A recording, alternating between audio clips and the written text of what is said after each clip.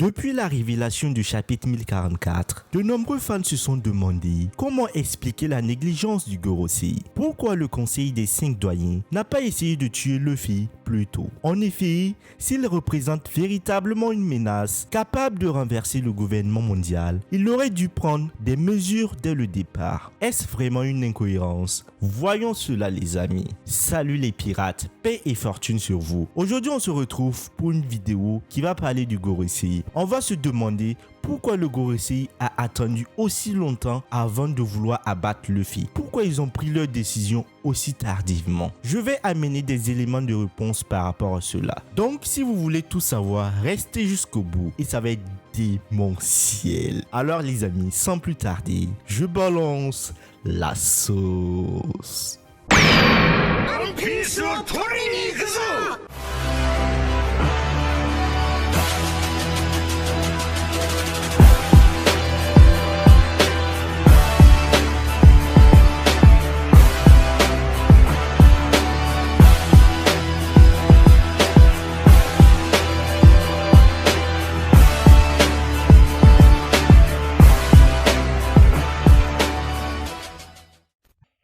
Je vais vous montrer avec ce premier point que la marine a pris au sérieux Luffy dès le départ. Sa première prime est dite être un record mondial, 30 millions de berries comme mise à prix de départ et c'est vraiment exceptionnel pour un pirate issu d'East Blue. Cela se comprend aussi parce que la marine découvre vraiment l'existence de Luffy après ses victoires contre Lady Alvina, Peggy le clone, Kuro, Don Krieg et l'homme poisson Arlong. Pour comparaison, Arlong avait 20 millions de berries et pourtant Arlong était plus dangereux et avait causé beaucoup plus de dégâts. Il était plus connu, il a même fait partie de l'équipage de Tiger Fish. Donc 30 millions de berries dès le départ pour Luffy, c'était vraiment colossal. Une première prime à 30 millions de berries est donc bien justifiée par les exploits de Luffy. Mais peut-être on lui a aussi pris en compte le fait qu'il possède le Gomu Gomu no Mi. On va voir ça plus en détail. Ensuite, après avoir vaincu Crocodile, aka Mr. Zero, Luffy obtient une prime d'un montant de 100 millions de berries. Cela se comprend forcément. Crocodile était l'un des 7 grands corsaires, donc un des 7 seuls pirates aux ordres du gouvernement et surtout, l'homme de sable était auparavant mis à un prix de 81 millions. On comprend donc facilement que la prime de Luffy grimpe de 30 à plus de 80 millions. Mais on peut aussi dire que, à partir de là, Luffy a déjà une prime suffisante pour être considéré comme un supernova.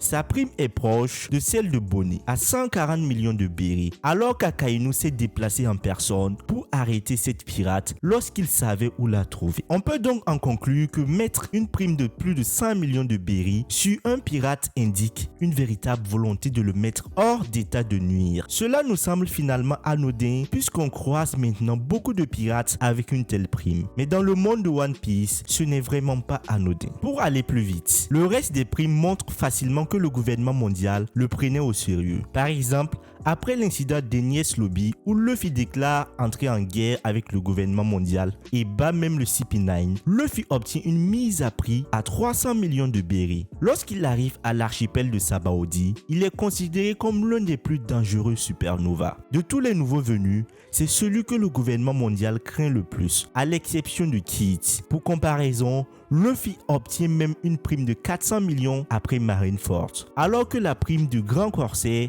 Doflamingo Prime était de 340 millions. Et pourtant, Doflamingo maîtrise les 3 types de haki, possède un fruit du démon qui a été éveillé et est membre influent dans la pègre, a un titre de noblesse comme roi et ancien dragon céleste. Et pris que tout, il connaît le secret de Marie-Joise. On peut dire que la prime de Doflamingo a été gelée parce qu'il est devenu grand corsaire, mais néanmoins il avait 340 millions de berries et Luffy le culminait à 400 millions de berries après Marineford. Là, il n'était même pas capable de battre Doflamingo à ce moment. Imaginez à quel point le gars a une prime assez élevée.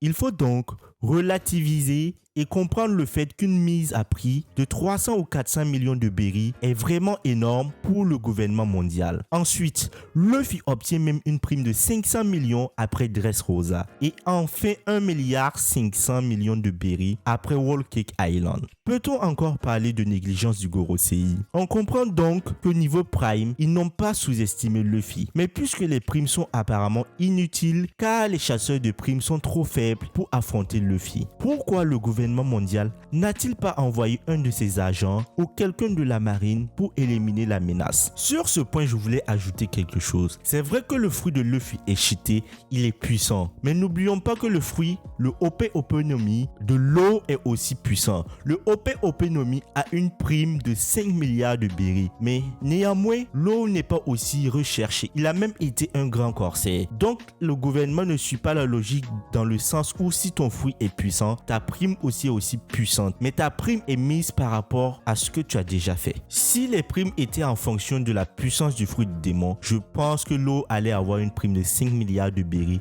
comme son fruit du démon qui a une prime de 5 milliards de berries. Tout bêtement, si Luffy n'a pas été arrêté par la marine, c'est parce que les officiers envoyés ont reconnu sa valeur. Ce n'est pas par passivité du Gorosei ou une simple incompétence de la marine, mais à chaque fois, Luffy prouve sa valeur à celui venu l'arrêter et réussit à leur échapper. Prenons quelques exemples. D'abord, à l'épisode d'Alabasta, Tashigi décide de laisser la vie sauve à l'équipage au chapeau de paille en toute connaissance de cause. Tashigi n'est pas assez forte, direz-vous. Très bien, prenons un autre exemple. Au chapitre 321, Aokiji rend visite à l'équipage de Luffy. L'amiral pense d'abord les laisser saufs, puis finalement il décide de les capturer. Luffy réussit à le convaincre de régler cela par un duel. Aokiji en sort vainqueur et en reste là pour ne pas briser la promesse de faire uniquement un duel. Il reconnaît donc la valeur de Luffy ici. Aokiji est certes fort, mais n'est pas fiable comme amiral. C'est ce que vous me direz, n'est-ce pas? Et de plus, il n'avait reçu aucun ordre direct. D'accord. Voyons avec quelqu'un d'autre. Chapitre 423. Le gouvernement mondial impose directement à Kuma l'ordre de tuer Luffy et ses amis. La suite, vous la connaissez, n'est-ce pas? Il finira par les épargner en mettant Zoro à l'épreuve. Même si on peut dire que Kuma est un révolutionnaire et voulait sans doute aider les chapeaux de paille, il reste quand même que Kuma a accepté de risquer sa place de corsaire parce qu'il reconnaissait la valeur de Luffy. Un dernier exemple plus récent. Dans le Nouveau Monde, on peut citer Fujitora comme exemple de personne n'étant pas un allié de Luffy et étant pourtant résolu à le capturer. À la fin de Dressrosa, Fujitora lance une dernière fois son dé pour parier sur le fait s'il doit traquer Luffy ou non. Le dé lui indique qu'il doit leur mettre la main dessus. Luffy a donc combattu Fujitora et l'amiral a été impressionné par Luffy. Au chapitre 799, il reconnaît la valeur du capitaine au chapeau de paille. Le Gorosei a sans doute déjà vu passer plusieurs utilisateurs du fruit du Gom Gom. Ce qu'il craignait véritablement était l'éveil de ce fruit. Toutefois, c'est bien la possibilité d'éveiller ce fruit que le Gorosei qualifie de légendaire. On peut donc aussi expliquer la négligence du Gorosei parce qu'ils imaginaient que Luffy ne pourrait pas éveiller ce fruit. Peu d'utilisateurs de fruits du démon réussissent à éveiller leur pouvoir. On peut donc aussi imaginer que c'est précisément parce que Luffy porte ses valeurs qu'il a réussi à éveiller ce fruit et pas les autres porteurs. Le Gorosei n'a donc pas vraiment été négligent. Il ne s'agit pas d'une incohérence. Ils ont pris des mesures nécessaires en termes de montant, de mise à prix et d'officiers envoyés. Le problème est que Luffy a toujours su prouver sa valeur, même à ses ennemis. La volonté de libérer les autres, de protéger ses amis et d'apporter la joie et le rire sont donc la clé de tout. Éveiller ce fruit mythique et donner envie aux autres d'être son allié. On comprend donc pourquoi Akainu sera le seul marine vraiment capable de s'opposer à Luffy. Il ne s'alliera jamais au chapeau de paille et sa justice absolue ne l'épargnera pas. Mais vous me direz, Akainu s'est fait dépasser par Luffy. Et ouais, il était le seul qui avait la volonté et la puissance de détruire Luffy. Sauf que maintenant Luffy est beaucoup plus fort qu'un amiral. Donc Akainu, tu vas devoir laisser ta place parce que le libérateur des peuples Nika Joy Boy est de retour. Que pensez-vous de cette explication? Voyez-vous d'autres justifications au fait que Luffy n'ait pas été davantage attaqué par le gouvernement mondial? Qui auriez-vous voulu que le Gorosei lui envoie? Partagez vos idées dans les commentaires pour qu'on puisse discuter de cela. Alors les amis, franchement, vous êtes de plus en plus nombreux. Merci pour tout. Si vous avez aimé cette vidéo, likez et abonnez-vous. Si vous n'avez pas aimé, marquez-le en commentaire pour que je puisse m'améliorer. Donc les amis, portez-vous bien et à la prochaine. Peace.